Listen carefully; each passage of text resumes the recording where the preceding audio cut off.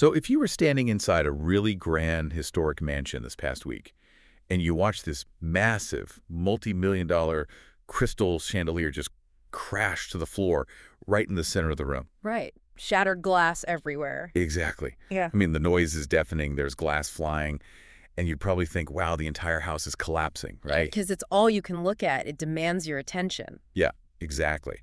But if you manage to kind of, look away from the wreckage for a second and check the actual structural foundation of the house, Like the floorboards, the supporting beams. right, the walls, you would have noticed that the house itself didn't even shake. And that chandelier, well, that was big tech this week. That is a really great way to visualize what we just lived through. Yeah, because we are looking at one of the wildest, most bifurcated market divergences in recent history today.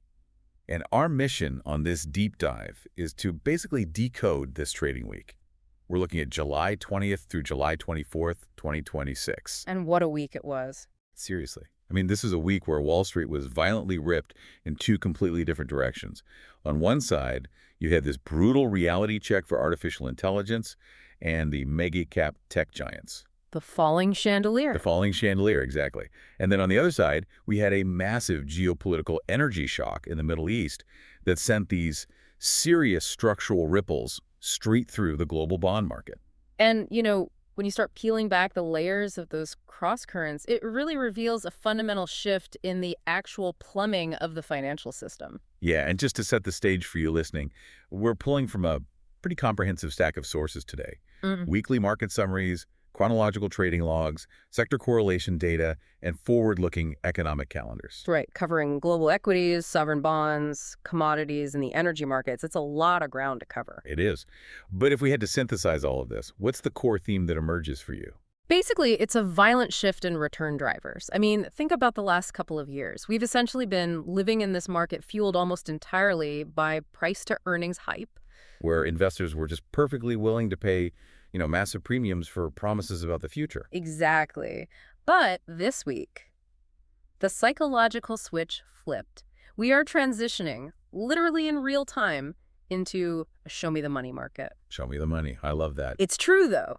Capital is suddenly demanding immediate cash flow durability. And we're seeing this rapid, pretty unforgiving repricing of assets based on, well, tangible geopolitical risks and capital expenditure bills that are coming due right now. Okay, so let's start by looking at the broad scoreboards to actually prove this falling chandelier concept. Because I think if you just glance at the headlines on your phone, you get a highly distorted view of what actually happened to the economy. Oh, absolutely. We're calling this the Great Cap-Weighted Divergence. So let's just break down the headline numbers. The tech-heavy Nasdaq took an absolute beating. It dropped 2.09% for the week, closing just under 25,000. Which is a significant hit. Right. And then the S&P 500, which, most people view as the default benchmark for U.S. corporate health, it followed the Nasdaq down. It dropped 0.42%. And that's actually its second consecutive losing week for the S&P. Yeah, 2 weeks in a row in the red. Yeah. But then you look at the Dow Jones Industrial Average, and it actually rose 0.21%. Right, going in the complete opposite direction. Yeah. And even more strikingly, the Russell Midcap Index, which tracks medium-sized businesses, was the clear relative winner of the entire week. It gained 0.48%. Which really highlights that foundation you were talking about. Exactly. And here is the statistic that just blew my mind when I read the notes for this week. Market breadth actually flipped positive. Yeah, that's the kicker right there. 10 out of the 11 primary global industry classification standard, or GICS, sectors posted gains for the week. 10 out of 11 sectors went up, but the overarching market indices went down. It sounds mathematically impossible if you don't know the plumbing. Right. So for someone managing the 401k and trying to make sense of this, how is it mathematically possible for almost the entire economy to go while the stock market appears to go down? Well, it all comes down to the physical architecture of how these indices are actually built. Both the S&P 500 and the Nasdaq are what we call market capitalization weighted indices. Okay, so break that down for us. What does cap weighted actually mean for your portfolio? Sure. You have to look at the formula. In a cap-weighted index, a company's influence on the overall score is directly proportional to its total market value. Right, its size. Exactly. So if company A is worth $2 trillion and company B is worth $20 billion, company A doesn't just have, a little more influence. It has 100 times the voting power in dictating whether the entire index goes up or down. Wow, so it's not a democracy where every stock gets one vote. Not at all. We are not dealing with an equal weight system. And because of the massive run-up in artificial intelligence over the last 2 years, these indices have become incredibly top-heavy. Right, they're dominated by just a handful of hyperscalers, the massive cloud providers, the dominant semiconductor chip makers. Precisely. So to use a physical analogy here, Oh, I love analogies. Go for it. think of the S&P 500 as a giant cruise ship. And 5 or 6 of these massive tech companies, they've all walked over to the exact same side of the deck. Right, they're just hanging over the rail. Exactly. So when they lean over, the whole ship tips, completely regardless of what the other 495 passengers on the boat are doing. That is a perfect way to visualize it. So when those 5 or 6 massive tech companies catch a cold, the index gets pneumonia. Yeah, and the illusion is that the entire market is sick. But when you dissect the internal mechanics of the trading this week, we actually saw massive active rotation. Rotation, meaning money moving from one place to another rather than just leaving the market entirely. Right. Investors were not panicking in a broad sense. They weren't liquidating their portfolios and moving everything to cash. Instead, they were fleeing very specific valuation risks. The tech giants. Right. They looked at the astronomical multiples on these tech stocks, realized the risk profile was changing, and they actively sought shelter. They moved into blue-chip industrials, regional banking, healthcare. And mid-cap corporate balance sheets. Exactly. Companies that aren't exposed to that hyperscaler volatility. Which perfectly explains why the Dow was up. Because the Dow is price-weighted, not cap-weighted, and its composition leans really heavily into those traditional blue-chip industrial and financial names. Right. It's a completely different structural makeup. But I really want to dig into the Russell Midcap Index because that was the absolute star of the week. What structurally makes a mid-sized company the ideal, Goldilocks shelter in a week of chaos? That's a great question. Because why not go all the way down to small caps or just stay in the safer large caps? Well, the mid-cap space is fascinating right now because it offers this very specific combination of traits that institutional money managers refer to as valuation shelter. Valuation shelter. Think about the life cycle of a business. A small-cap company is often still in its rapid growth phase, right? It might be unprofitable, it's usually highly reliant on debt financing, and therefore it's very sensitive to interest rates. Which are high right now. Exactly. Then on the other end, a mega-cap company is a mature behemoth. But right now, their valuations are priced for absolute perfection. Any slight misstep, and they tank. Right. But a mid-cap company sits right there in the middle. Generally speaking, these are established businesses. They have durable, proven cash flows and solid balance sheets.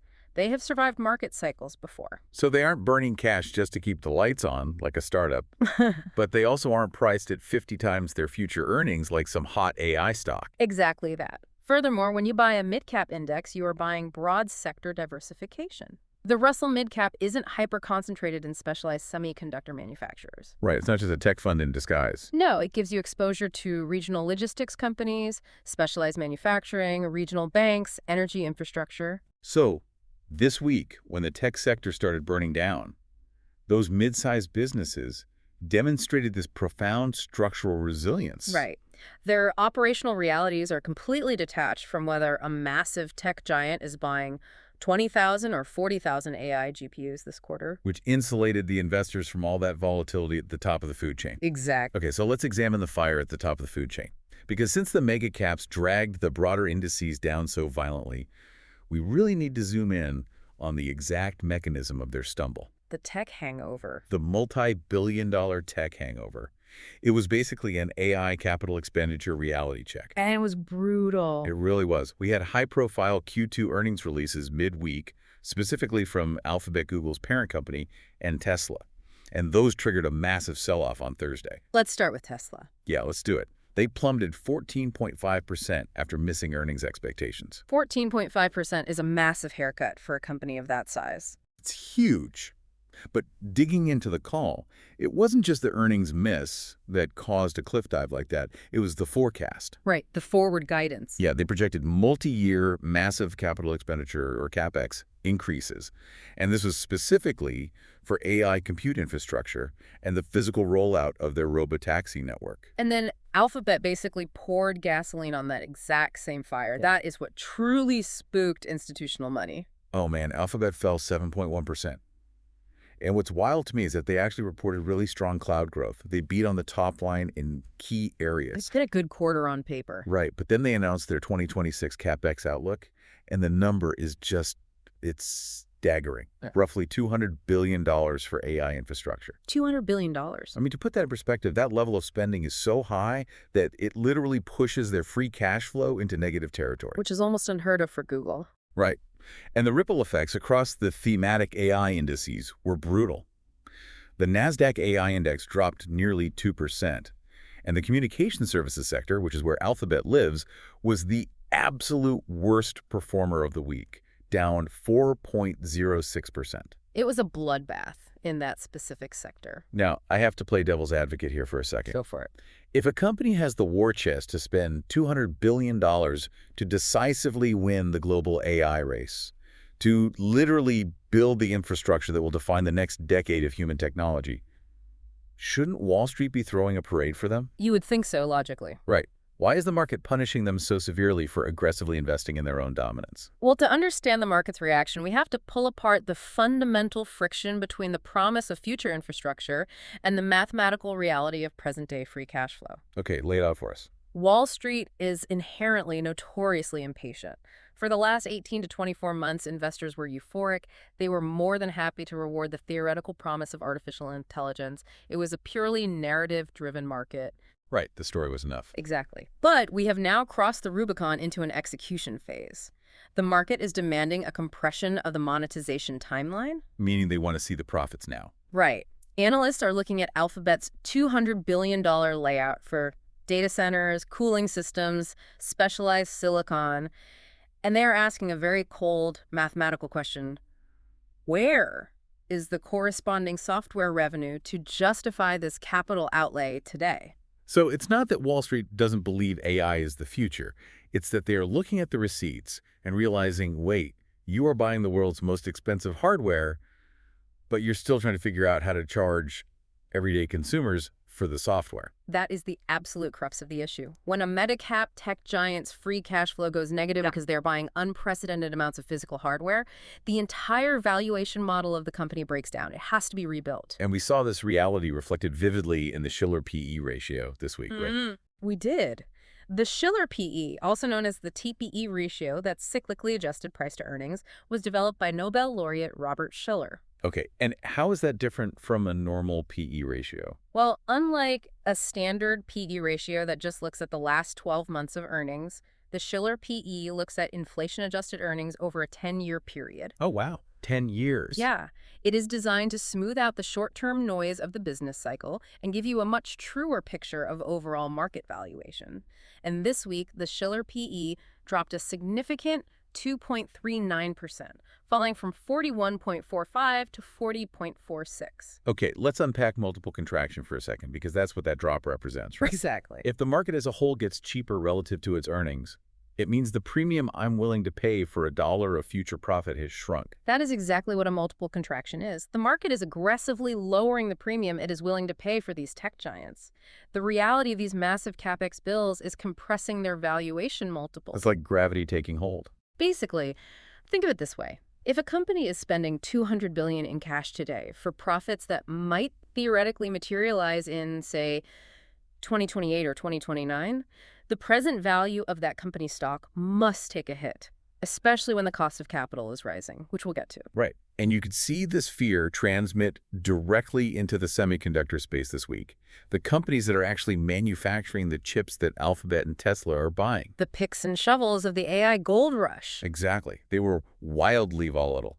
If you look at the SOX index, which tracks the semiconductor industry, it was like a roller coaster. Oh, the intraday swings in the SOX index were a masterclass in market psychology and fear. Let's talk about Tuesday. Right. On Tuesday, we saw a massive head fake. The SOX jumped 5.2% in a single session, Retail and institutional investors alike just rushed in to buy the dip. Operating on the assumption that the AI narrative was still utterly bulletproof. Right. But as the week wore on, and the reality of these capex burdens was scrutinized during those Thursday earnings calls, the semiconductor space struggled to hold that momentum. They finished the week slightly positive, up 0.64%, right? Yeah, but that violent intraday volatility is a massive flashing warning sign. It shows just how nervous institutional money is becoming regarding the sustainability of these hardware valuations. Because if Alphabet ever decides to slow down its spending, the semiconductor revenues collapse. Exactly. It's a house of cards tied to big tech spending tolerance. Okay, so that's the technology story, the broken chandelier.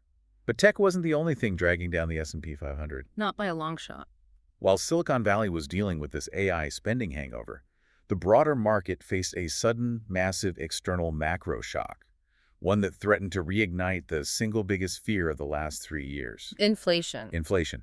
We need to talk about the energy shock, specifically maritime choke points, and the return of $100 crude oil. Yeah, this is the point in the week where geopolitical reality violently intersected with financial modeling. So let's set the stage for you listening. Middle East escalations reached an absolute boiling point this week. We had reports of Houthi militants attacking Saudi oil tankers in the Red Sea. Which is a critical trade route. Beyond critical. And this isn't happening in isolation either. It's compounding an already tense ongoing naval transit embargo around the Strait of Hormuz. Right. The market reaction was instantaneous. ICE Brent crude surged 8.47% on the week. On Thursday, it breached the psychological $100 barrier, hitting $100.69. Which is the first time it has crossed into triple digits in over 2 months. Now, it did pull back a bit on Friday to $96.78, apparently on rumors that Pakistan was mediating some diplomatic talks. But the structural damage to inflation expectations was already done. Oh, absolutely. The Bloomberg Commodity Energy Total Return Index surged over 4%. But here is the data point that really caught my eye in all this. We tracked 2 different global oil benchmarks. Brent crude and WTI crude. Brent went wild, up almost 8.5%, but our domestic U.S. oil, WTI, only rose 3.24%. It's a huge divergence. Yeah. The price difference between the two expanded by almost $5 to reach $11.63. Why is international oil panicking while domestic oil is staying relatively calm? To understand that $11.63 spread, you really have to look at the physical geography and the logistics of global energy. It is entirely a story of maritime risk. Maritime risk, okay. Right. Brent crude is the benchmark for international seaborne crude oil. This is oil that is physically loaded onto massive tankers and moved across the oceans. So it's exposed to whatever happens on the water. Exactly. Therefore, Brent is highly vulnerable to global maritime choke points. And the Strait of Hormuz is arguably the single most critical logistical choke point on the planet. Just because of the sheer volume that goes through there. Roughly 1/5 of the total global oil and liquefied natural gas trade passes through that narrow waterway. So when Houthi drones are attacking tankers in the Red Sea and embargoes are being threatened in Hormuz, the maritime insurance market just panics. Wow, so it's not even just the oil being destroyed, it's the cost to insure the ship carrying it. Exactly. War risk premiums on shipping insurance skyrocket, and the physical supply chain is threatened. The price of Brent explodes to reflect that seaborne risk. Whereas WTI, which stands for West Texas Intermediate, that's geographically landlocked in North America, right? It's moving through pipes, not on ships. Correct.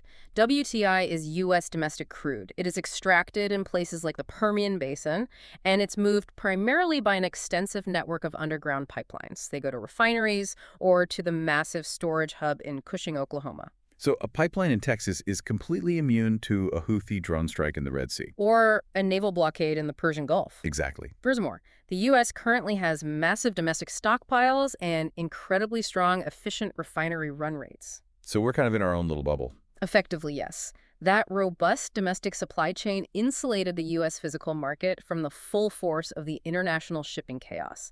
Now, WTI still tracked higher because crude is ultimately a fungible global commodity. Right. But that widening spread, that massive $11.63 gap, is the market mathematically pricing in the literal cost of maritime security and insurance for international seaborne oil. That structural insulation is fascinating. Mm-hmm. And we actually see that exact same domestic insulation play out in the U.S. natural gas market. Yes, the Henry Hub story. Yeah, if we look at the Henry Hub natural gas benchmark, it barely registered a heartbeat this week. It was up a microscopic 0.38%, hovering really tightly around $2.86 to $2.92. Which is crazy when you look at the weather map. Right. The context here is insane. We are in the middle of a massive summer heat wave. Cooling demand is through the roof across the southern United States. Power plants are burning gas to run air conditioners nonstop, and yet the price didn't spike at all. The Henry Hub story is just a testament to the sheer scale of American domestic energy production right now. The supply side is overwhelmingly strong. So we just have that much gas lying around. Basically, yes. Yes, summer cooling demand is incredibly high, but it was perfectly offset by massive domestic dry gas production.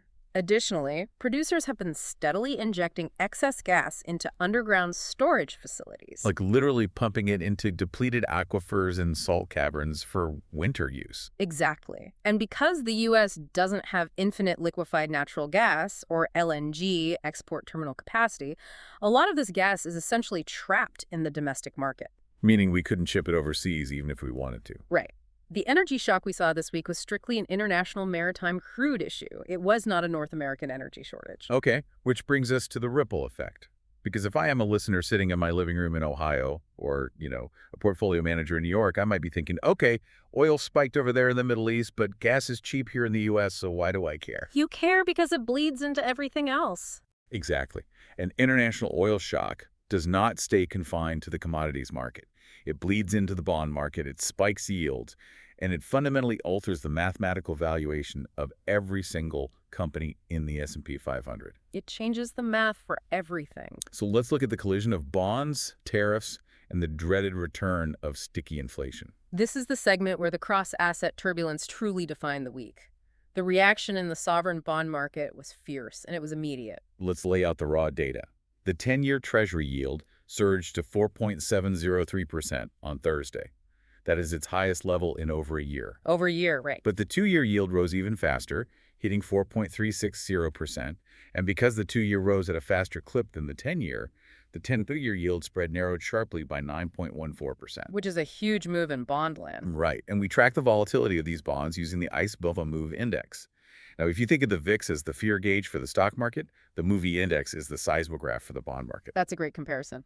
And this week, while the stock market's VIX actually dropped slightly down 0.38% to 18.58, the MOVI Index registered a serious structural earthquake. It spiked 5.73% to 80.08. A massive divergence. So we have to unpack this. Why is the bond market panicking, flashing red alarms, while the stock market's volatility gauge is acting relatively calm? Because the bond market is looking at a confluence of macro events, doing the literal math on inflation, and realizing the narrative has fundamentally changed. Bond traders are different than equity traders. Absolutely. Bond traders are notoriously less emotional and far more mathematically driven. So let's look at the specific formula the bond market is seeing right now. First, you input $100 international oil. Right. Energy is the primary foundational input cost for the entire global economy. It affects manufacturing, heavy logistics, aviation, industrial agriculture. When Brent crude spikes to $100, that cost eventually inevitably bleeds into broader consumer prices. Because companies pass the fuel costs on to the consumer. Always. Second, we had a major unexpected policy announcement out of Washington this week that added serious fuel to the fire. Surprise tariffs. Oh, man. Let's talk about those tariffs because they came completely out of nowhere. The White House announced a 50% tariff on Canadian goods.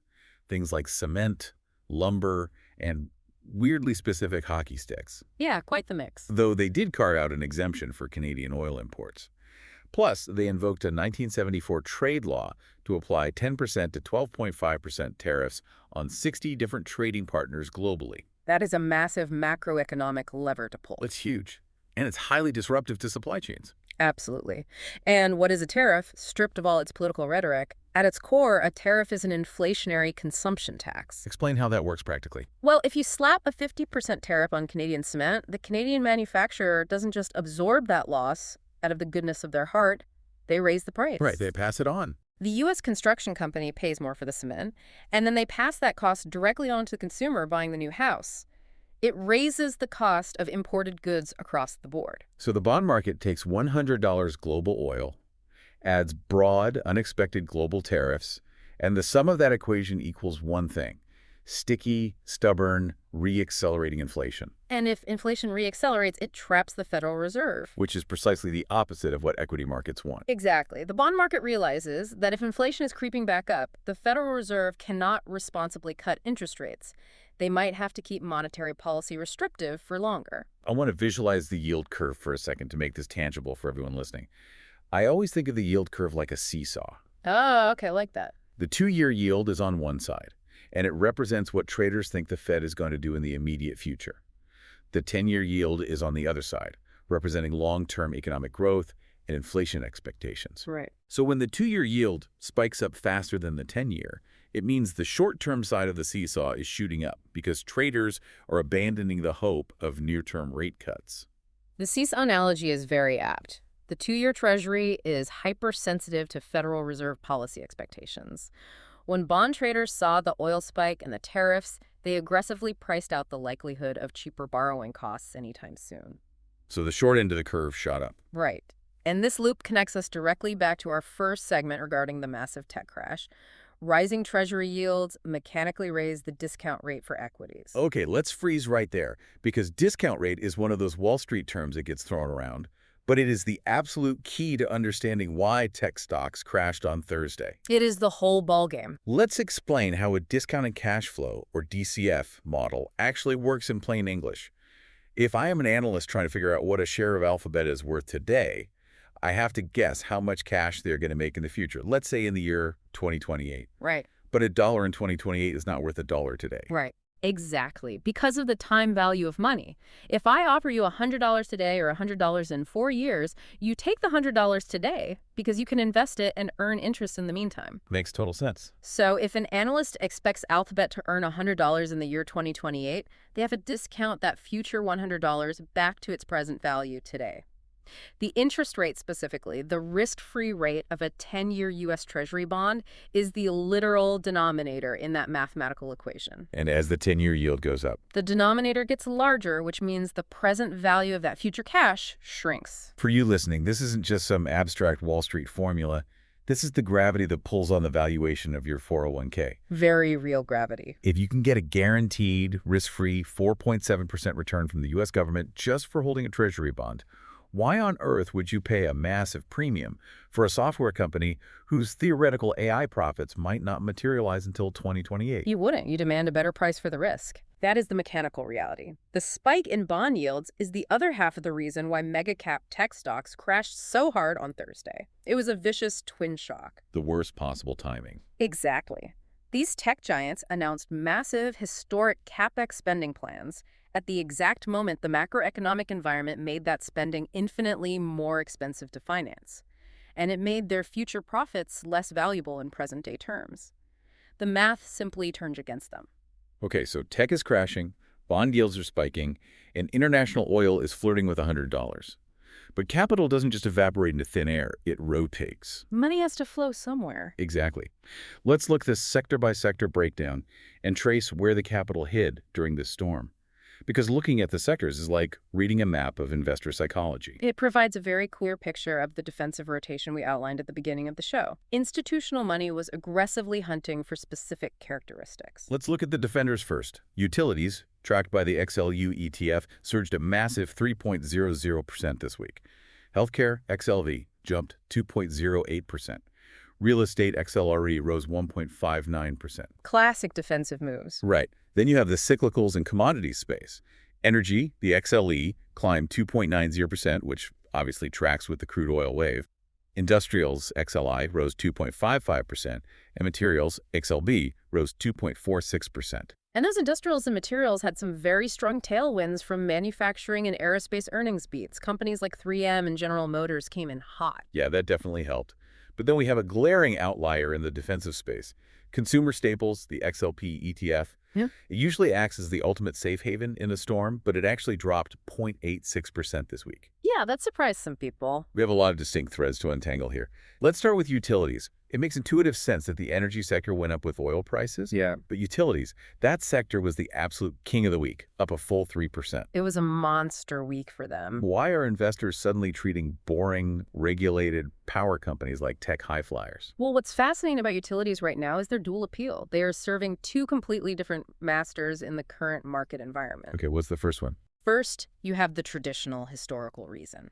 Utilities are classic bond proxies. They offer stable, heavily regulated earnings and reliable, high dividend yields. So in a week where tech volatility is inducing panic and the broader market is shaking, portfolio managers just blindly rotate into utilities as a defensive safe haven. Exactly. It is pure capital preservation. People will always pay their light bill, regardless of whether they are buying a new smartphone or trading AI stocks. Right, it's the ultimate defensive floor. You can't turn off the electricity. But there is a second, much more modern and incredibly potent structural angle here. Utilities are secretly becoming an artificial intelligence trade. Wait, really? The local power company is an AI play? Absolutely. Explain the mechanics of that. Think about the physical physics of what we just discussed with Alphabet's $200 billion CapEx plan. Where is that money actually going? Hardware, right. They are building massive hyperscale data centers packed with tens of thousands of NVIDIA GPUs to run these complex generative AI models. Those data centers require an almost incomprehensible amount of electricity. We aren't just talking about the power to run the processors. We are talking about the massive industrial cooling systems required to keep those chips from literally melting. Because AI compute runs so much hotter than traditional cloud storage. Exponentially hotter. These data centers demand constant, uninterrupted baseload power 24 hours a day, 7 days a week. So they can't just slap some solar panels on the roof and call it a day? No, they cannot rely solely on intermittent renewable energy like wind or solar. They need firm grid power. And because the power draw is so massive, tech companies are being forced to sign long-term, multi-decade power purchase agreements, or PPAs, with utility providers just to guarantee they will have the electrical juice required to operate. Oh, wow. This dynamic provides an incredible structural, long-term revenue tailwind for utility providers. They are essentially guaranteed massive, high-margin commercial demand for the next 20 years. So investors are buying utilities for safety today, but they are holding them for guaranteed AI-driven demand tomorrow. That is brilliant. It's the classic adage from the California gold rush, right? Don't mine for gold, sell the pickaxes. Or, in this modern iteration, sell the electricity required to power the pickaxes. It's the exact same concept. I love that. Oh. Okay, but let's look at the other side of the defensive coin. What about consumer staples? That sector is supposed to be another defensive pillar. Companies that manufacture toothpaste, toilet paper, cereal, soap. The essentials. Right. Why did the consumer staples sector fall almost a full % when utilities and healthcare were surging? The weakness in consumer staples leads us right back to the maritime oil shock. We have to look at the concept of margin compression. Margin compression. Okay, break that down. Consumer staples companies operate on relatively thin profit margins, and they are highly sensitive to input and global transportation costs. Because they ship so much physical stuff? Exactly. When Brent crude spikes over $100 a barrel and maritime freight costs explode due to the Red Sea attacks and rerouted shipping lanes, it suddenly costs a lot more to manufacture the plastic packaging, process the agricultural goods, and physically ship a box of cereal to a grocery store in Chicago. Let me make sure I have this straight. If it normally costs a company $1 to make and ship a box of cereal, and they sell it for $2, they make a $1 profit. Right. But if oil spikes and it now costs $1.50 to make and ship that same box, they can't necessarily just raise the price to $2.50. That is the core of the problem, price elasticity. Over the last 3 years of inflation, these consumer companies have aggressively raised prices. But they have hit a ceiling. The consumer is exhausted. People are tired of paying more at the grocery store. Right. If they raise the price of that cereal to $2.50, the consumer will just switch to a cheaper store brand or stop buying it altogether. Because they cannot pass all those increased logistical costs onto the consumer without destroying demand, they have to eat the cost. Which eats directly into their profit margin. Exactly. Investors looked at the geopolitical situation in the Middle East, modeled the rising freight costs, and realized these staple companies are going to face severe margin compression in Q3. So the sector dropped on structural cost inflation worries. The interconnectivity of the global economy is just staggering when you lay it out like that. A Houthi drone strike on a tanker in the Red Sea directly causes a stock analyst in New York to downgrade a cereal company's profit forecast, which impacts a teacher's pension fund in Ohio. It's all connected, the butterfly effect in real time. It really is. Now, to truly internalize this market psychology, we can't just look at the end-of-week numbers. We need to look at how the emotions shifted day by day. Oh, the daily swings were incredible. Let's walk through the chronological play-by-play of the week, because the emotional arc is structured almost perfectly, like a three-act tragedy. It really was a dramatic shift in sentiment. The narrative that dominated Monday was unrecognizable by Friday. So let's start on Monday. The mood across the trading desks was a very tense holding pattern. Trading volumes were mixed. The chip makers were trying to find a floor and stabilize after taking a pretty severe beating the previous week. Just trying to catch their breath. Right. But if you look closely at the macro indicators, you could feel the pressure building in the pipes. Brent crude was already creeping upward, settling around $89.22. The 10-year yield was quietly edging higher.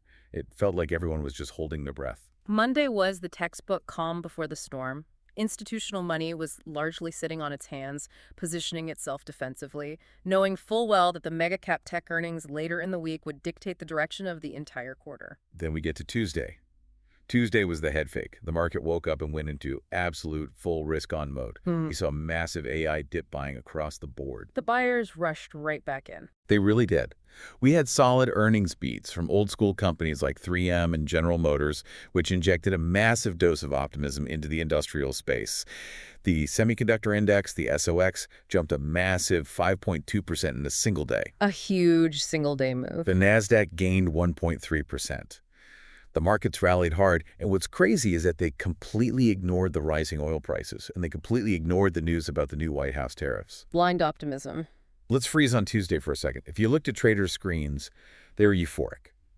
But looking back in hindsight, it feels like the market got overly confident, almost arrogant, blindly buying the tech dip right before the structural collapse on Thursday.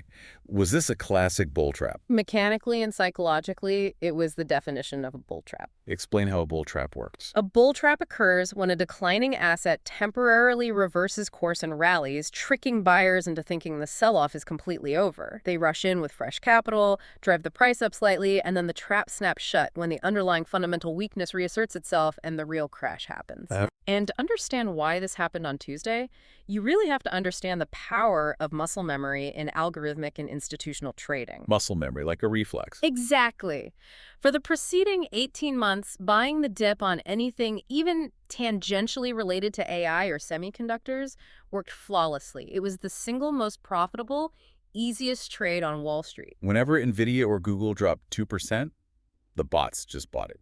Right. Algorithmic trading bots and retail investors bought it aggressively, and a week later, the stock would be at a new all-time high. It's a Pavlovian response. Yeah. The bell rings, the stock drops, you buy the dip, you get rewarded with a treat. That's exactly it. Traders had been deeply conditioned. So on Tuesday, muscle memory kicked in. They saw tech stocks down from the previous week, and they blindly bought. Without looking at the macro picture.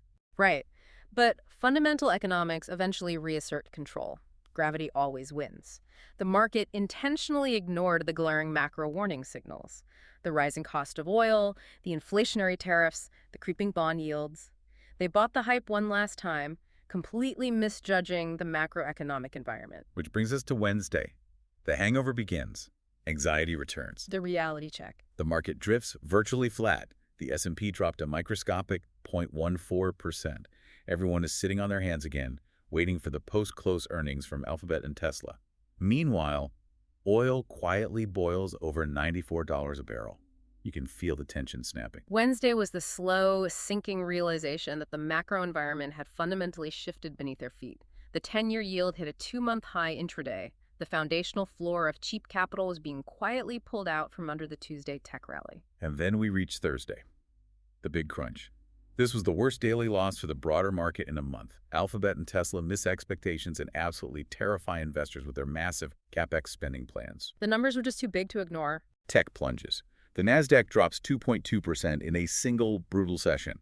And while the stock market is burning, the macro side explodes. The twin shock. Exactly. Oil breaks $100 on the news of the Saudi tanker attacks in the Red Sea. The 10-year yield hits 4.7%.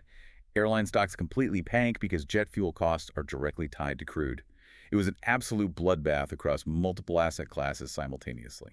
Thursday was the day that economic gravity finally caught up to market sentiment. The twin shock we discussed earlier materialized perfectly. Tech companies announced massive, historic future spending bills. At the exact moment, a 4.7% interest rate environment made that spending incredibly expensive. It broke the AI euphoria. It really did. The market woke up to the fact that the cost of capital was rising rapidly exactly when these companies needed unprecedented amounts of capital to fulfill their AI promises. And finally, Friday, the exhale. Brent crude plunges 4% back down to $96.78. A bit of relief. Why the sudden drop, though? Mostly weekend profit-taking by oil traders.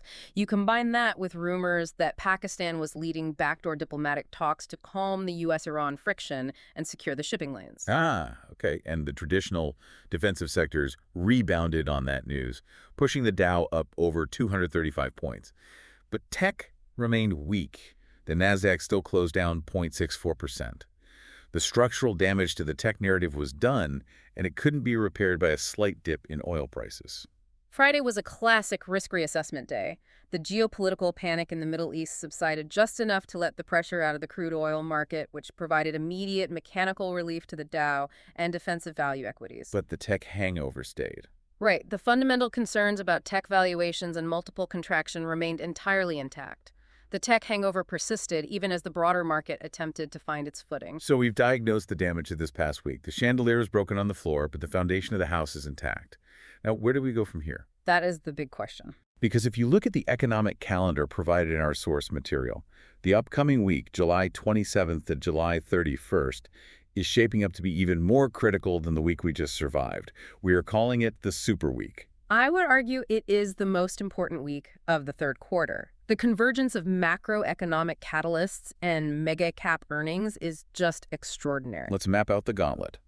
On the central bank front, we have the Federal Open Market Committee, the FOMC, concluding their meeting on Wednesday. According to the source data, the broad consensus expects the Fed to hold rates steady at 3.75%. Which is what the market is pricing in. Right. But we also have major rate decisions coming from the Bank of England and the Bank of Japan, which could inject massive currency and sovereign bond volatility into the global system. Central bank roulette, basically. And on the corporate earnings front, it's a heavyweight title fight. We have Microsoft, Apple, and Amazon all reporting, plus major economic bellwethers like Visa, Boeing, Starbucks, MasterCard, and Chevron. It's a massive week for earnings. And on top of all that corporate data, we have massive macro data drops. U.S. Q2 GDP comes out on Thursday, alongside the core PCE price index. Now, if last week was the dress rehearsal, this upcoming week is opening night, and the harshest critics are sitting in the front row with their calculators out.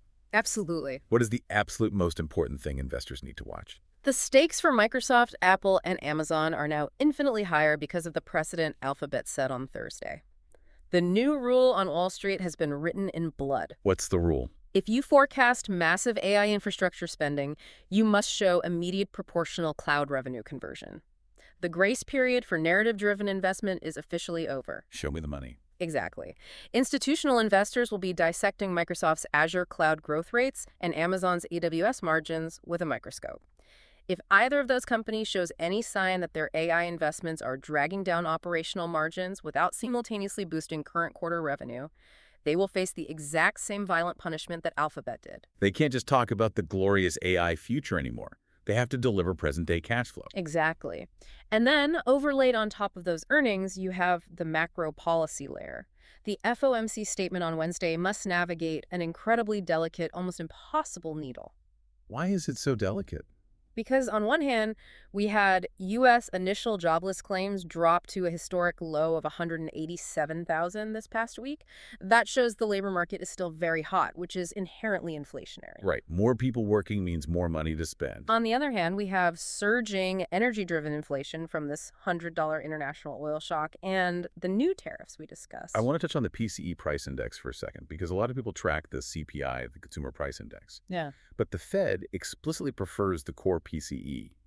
Why is that specific metric so crucial this coming Thursday?